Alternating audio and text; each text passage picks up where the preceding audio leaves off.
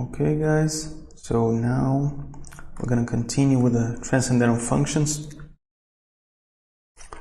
Let's find the derivative of e to the 2x minus 1, okay? Differentiate that with respect to x. Now how do you do that? Well, you see, you can like say that u equals 2x minus 1, all right? And so this is the same thing as d to the e, de to the u dx, but you don't have an x in here anymore. So this is the same thing as d e to the u du, and then you multiply by du dx, right? Now what's going to be e to the u? The differentiation or the derivative of e to the u with respect to u is going to be e to the u, right?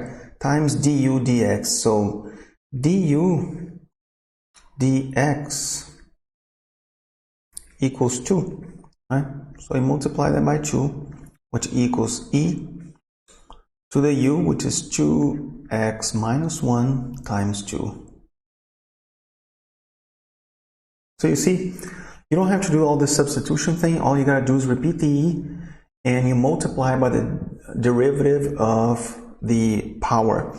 Now, if you were integrating that, then you're gonna have to integrate that, okay?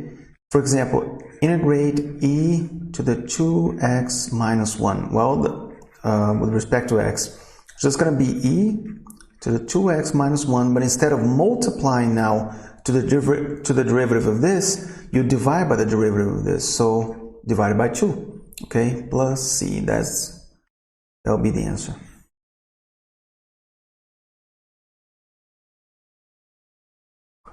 So differentiate e to the minus 3 divided by x with respect to x.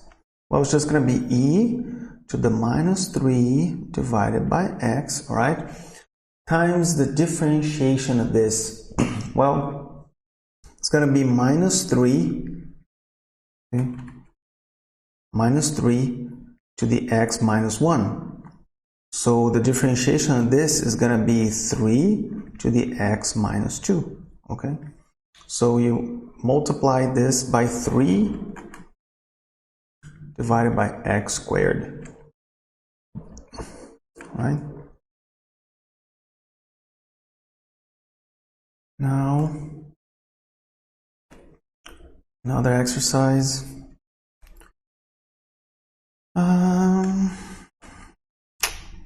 Differentiate x times e to the x with respect to x. All you got to do is use the product rule here. So it's going to be the derivative of the first one, which is just 1, times the second times e to the x, plus the first one times the derivative of the second, which is just e to the x, right? And that's it.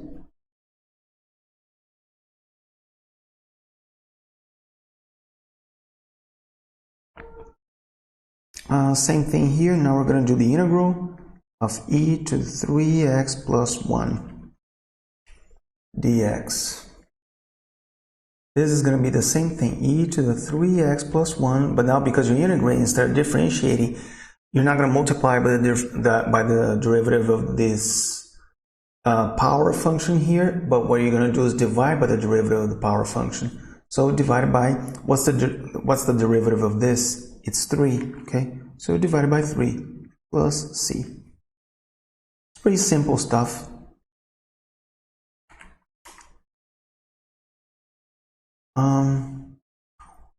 Now here's something that looks a little bit more complicated, but it's not.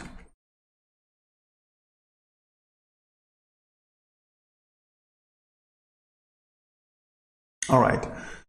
So what you have in here, okay, is 5x times e to the minus x, and this minus x, this power, is elevated to another power. Okay, so you don't have e to the minus x and this whole thing times 2, because this will be e to the minus 2x. That's not what you have. Okay, what you have is e to the minus x, and only this minus x is to the power of 2. As a matter of fact, it's not even the minus x. It's just the x, okay? It's not even the minus x like this. The minus is not being elevated to the power of 2. It's just the x in here.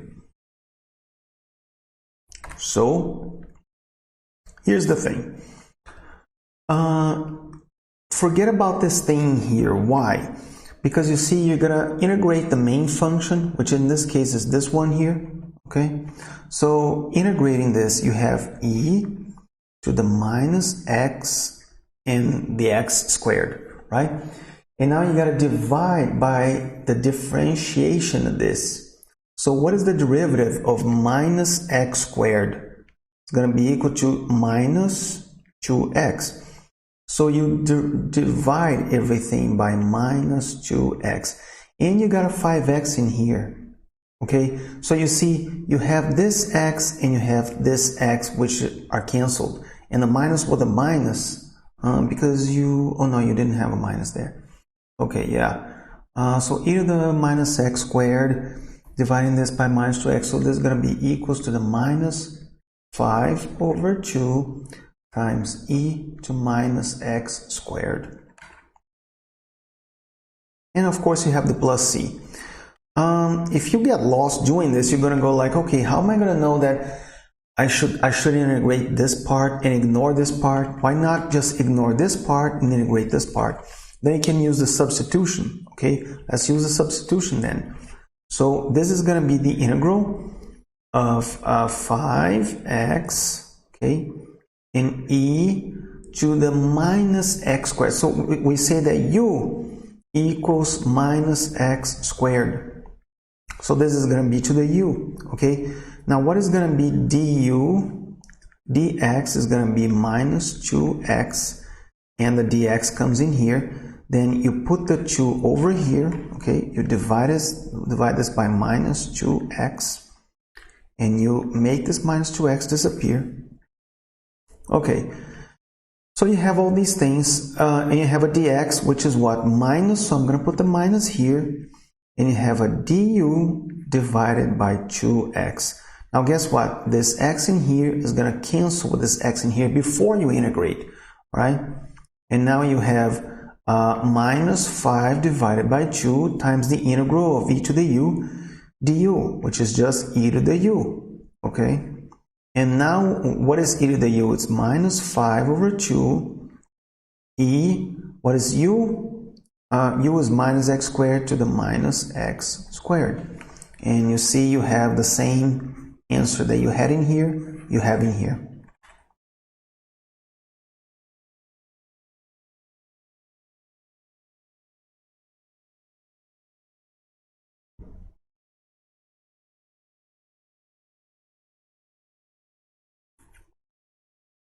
You gotta learn how to find these things by inspection.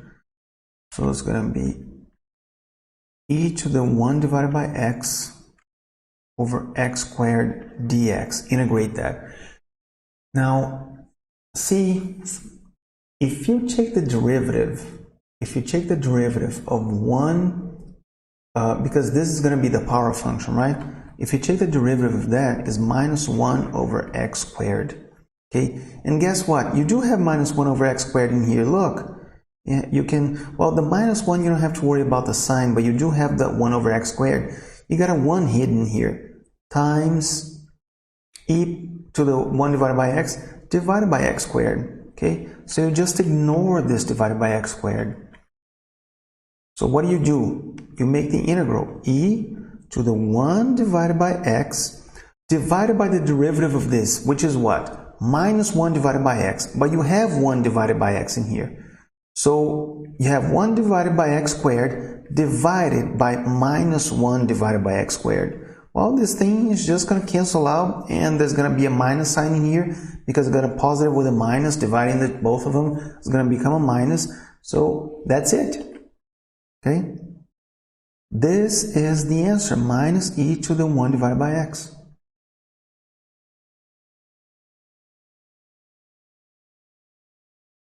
Same thing in here. The integral of the sine of x times e to the cosine of x dx. Integrate that. Well, it's just going to be e to the cosine of x divided by the derivative of this, which is minus sine of x.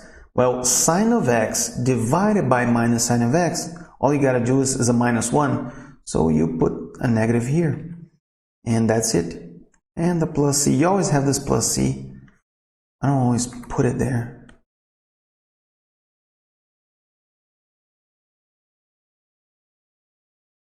Okay.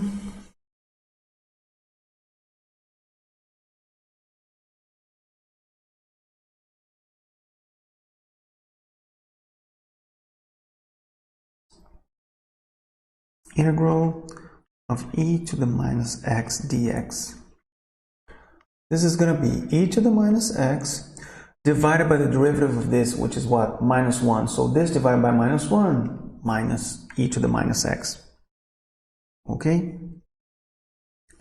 Another example is the integral of e to the x divided by 1 plus e to the x. Now look at this. What do you have in here? You have an expression that's being elevated to 1. It's in the denominator, and so it's in the denominator and dx here. All right. So 1 plus x to the x is like 1 plus x to the x to the 1 to the first power, and it's in the denominator. And so what is that? That is a sign that you should take the ln of this. It's like, right? Okay, so it'll be the ln of 1 plus e to the x, okay, divided by the derivative of 1 plus e to the x, which is what? E to the x. So you're going to divide this whole thing by e to the x. And guess what? You got another e to the x in here, which is still multiplying here. So you cancel this one with that one, and you're just left with this part, okay? And ln, or the natural logarithm of the absolute value of 1 plus e to the x. You don't have to take the absolute value here because e to the x is never going to be negative, and plus 1, so yeah, ln of 1 plus e to the x plus c.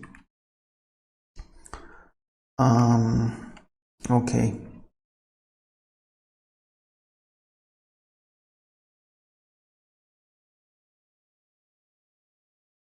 The integral of e to the x cosine of e to the x dx.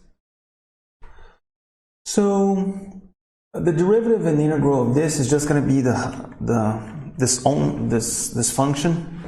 Okay, the derivative of this is going to be e to the x. It's going to be the function itself. So you can't do that. But guess what? You can do this. You can worry about this one here. So what's going to be the integral of the cosine? It's going to be the sine of e to the x divided by the derivative of the inner function, which is e to the x itself. And you have an e to the x in here, so it's fine. E to the x, and you cancel these two, and that's what you got, sine of e to the x plus c.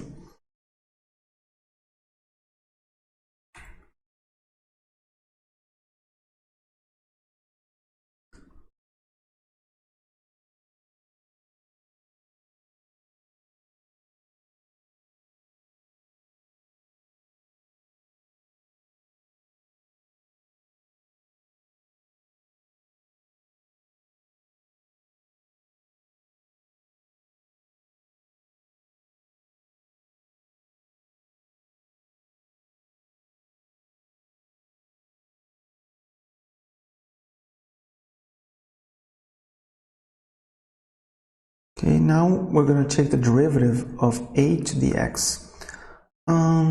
You've seen a different form of this with respect to x, okay? You've seen a different form of this when you have d to the x to the a, all right? And this is going to be, okay, dx, this is going to be a x to the a minus 1, right? Or d x to the n dx equals n x to the n minus 1. Okay. But this is different. This here, the x is in the power. So how do you take the derivative of a to the x? Okay, now you got to remember that logarithm function. You're going to write this a to the x in a different form, okay, in a natural logarithmic form. So what is a to the x? Well, it's going to be e to the ln, okay, of a to the x. This is the same because here you got an e. The function over here, now the base over here is e. So when I have equal bases, the whole thing is going to be equal to this. All right, that's a property on logarithms. So this is the differentiation of e to the ln of a to the x. All right, now, so what do you do now with respect to x, right? Now, what do you do? You're going to repeat. Well, you see, before you do this, let's just do one thing here. This is going to be the derivative of e to the ln of a to the x. You can get this because it's a logarithm. Doesn't matter if it's a natural logarithm or a logarithm in the base of 10. You can get the exponent and put it over here, right? So we're going to do that. It's e to the x ln of a. Let's just put this in here. Okay, so that's what you're having. So what's this going to be equal to? Okay, it's e to the x ln of a times the derivative of x ln of a, which is what? Ln of a times ln of a. Okay, now we can rewrite this thing, okay, because we rewrote it a to the x as e to the ln of a to the x.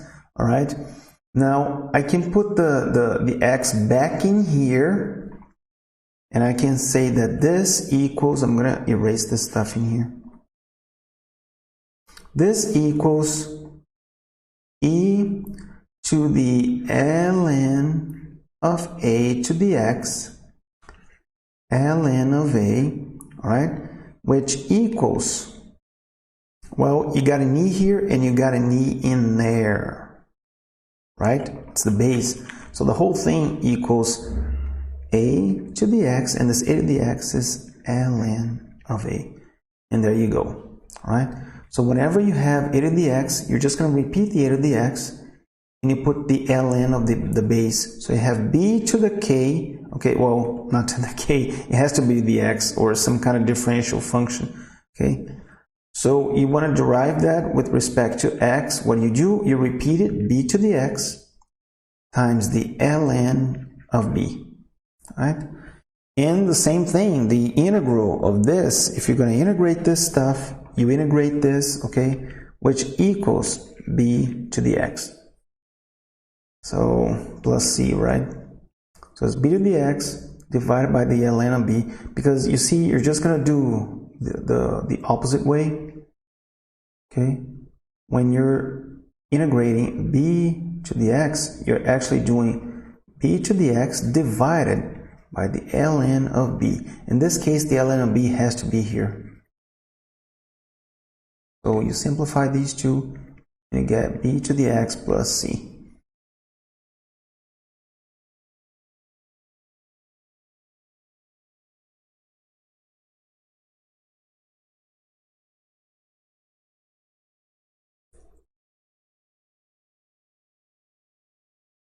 Let me see if I show this exercise in here now.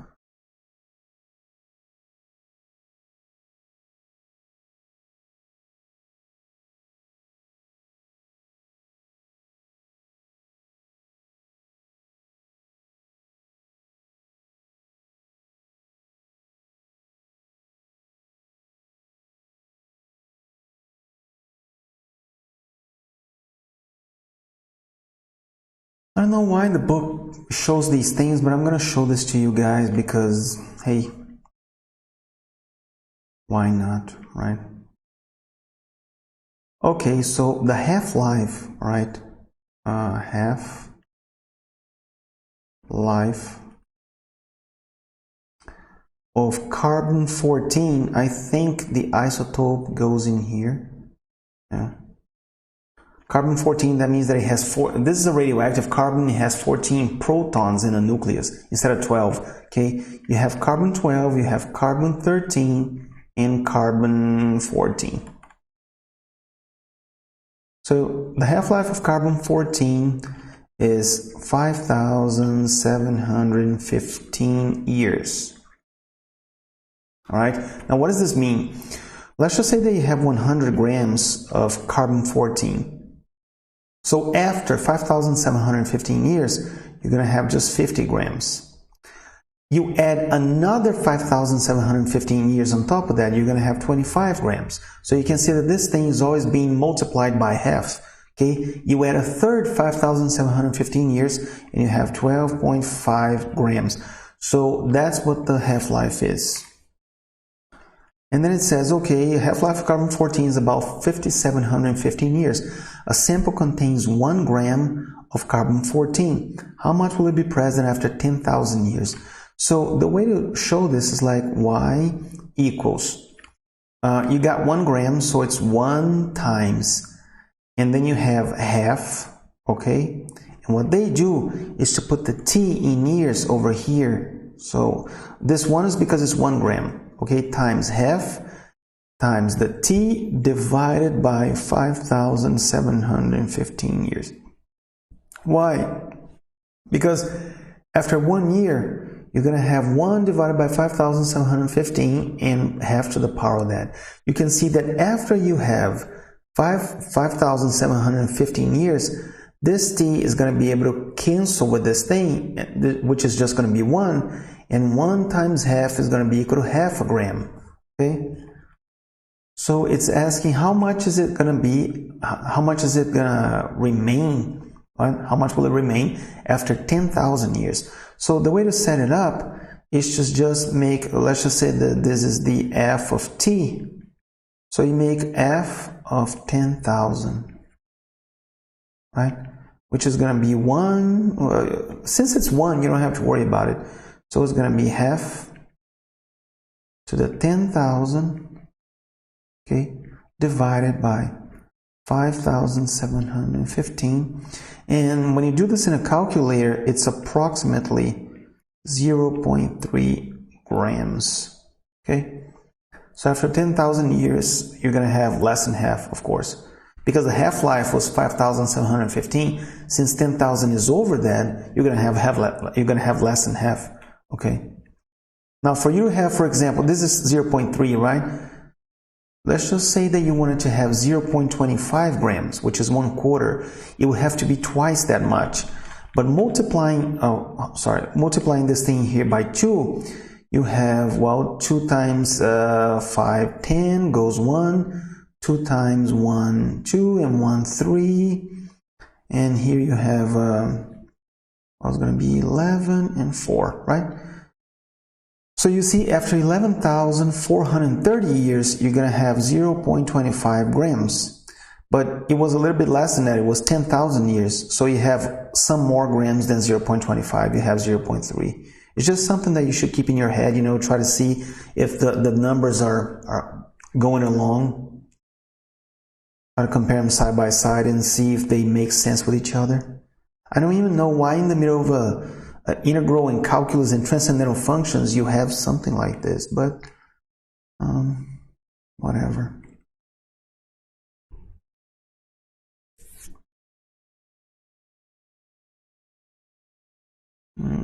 Okay.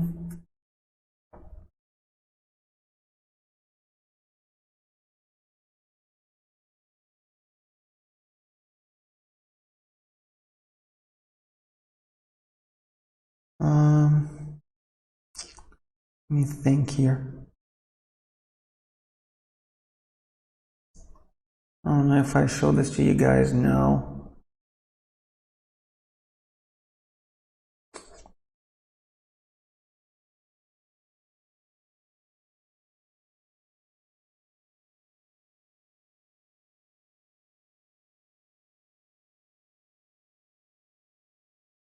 Okay, I can do that.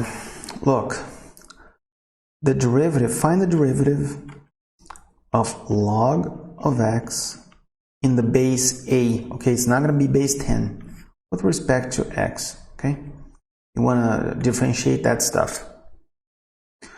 Now, there's a property in logarithms that says if you have the log of something that's called a in the base b, this equals log of a, okay, divided by log of b, which equals the ln of a divided by the ln of b. Right? All these things are the same. The proof of this, I have a proof in my math proofs playlist that I prove this stuff, but I'm not going to prove it here, otherwise it's going to be duplicated content. So you can write this stuff as the derivative of this, okay? This thing here.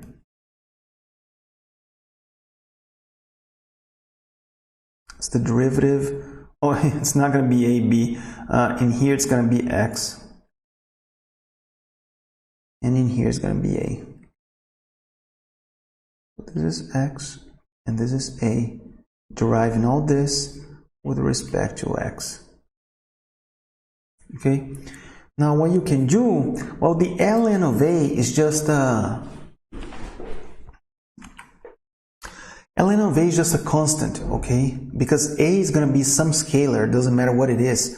So you're just gonna, so this this thing here, the derivative of x in the log of A, I mean the derivative of log of x in base A, this ln of A in the denominator, you're just going to repeat it here because it has nothing to do with x, just a constant. And now you have to differentiate the ln of x. Well, differentiating ln of x, we already know what that is. It's 1 divided by x. So that's it. Okay, it's 1 divided by x ln of A. Okay, that's the thing.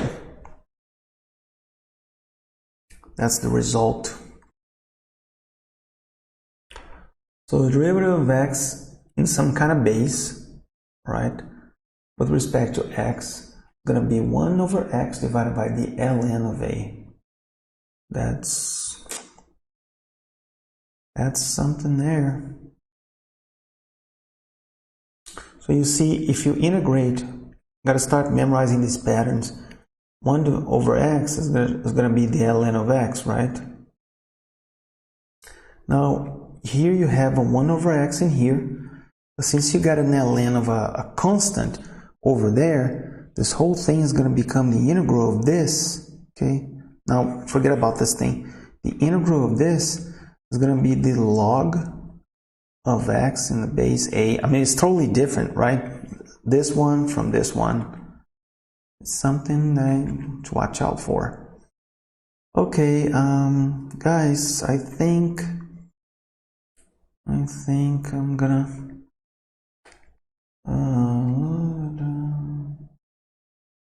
okay, let's do this before I finish this video. So find the derivative of 2 to the x over with respect to x. Well, you repeat, right? The 2 to the x times the ln of 2. And here the derivative of 2 to the 3x with respect to x. So you repeat 2 to the 3x, right? Times the ln of 2 times the derivative of the power function, because now it's not x anymore, it's 3x, so times 3.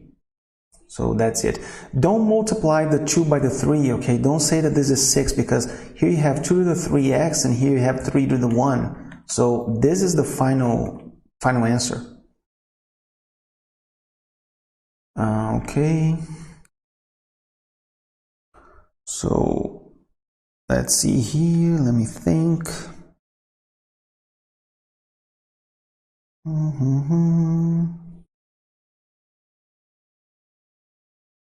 Let's see if there's something worthwhile showing here.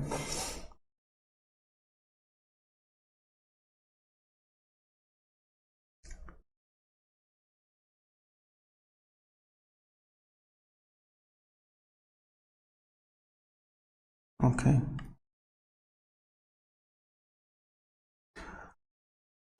The derivative of log of cosine of x, yeah, okay, with respect to x. Okay, so when there's nothing showing in the log, that means that there's a base 10 in here. So what do we do? Remember that it was the log of x in base a was going to be 1 over x ln of a. It's going to be ln of the base. Okay, so we do the same thing in here. Okay, it's going to be 1 over cosine of x ln of 10. So I'm going to put like ln of the base, which is 10, times the cosine of x. But here's the thing. In here, you were multiplying, you also got to multiply by the derivative of the inner function. In this case, in here, it's x, so it's just 1. But in this case, in here is the log of cosine of x. So what's the derivative of that? Minus sine of x. So you put a minus here, and you transform this thing into a sine of x. And that's the answer. Okay?